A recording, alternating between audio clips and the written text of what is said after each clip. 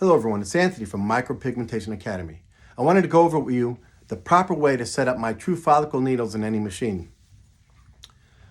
Typically, I like machines that are 3.5 to 4 millimeter stroke, and therefore those are the type of machines that I sell. Now, this particular machine is 3.5.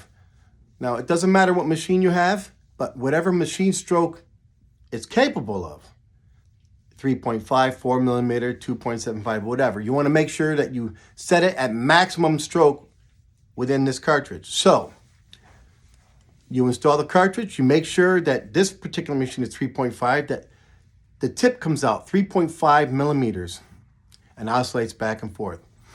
Now, that gives the best and cleanest possible hit, no excess pigment, and guaranteed to not spit.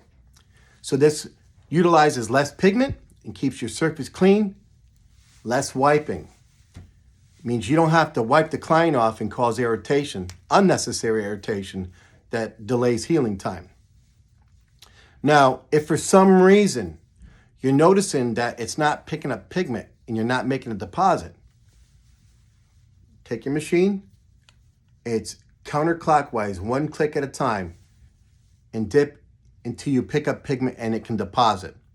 If you're noticing it's not picking up pigment, it's because the needle is out a little too far. So just one click at a time, counterclockwise, until it picks up pigment.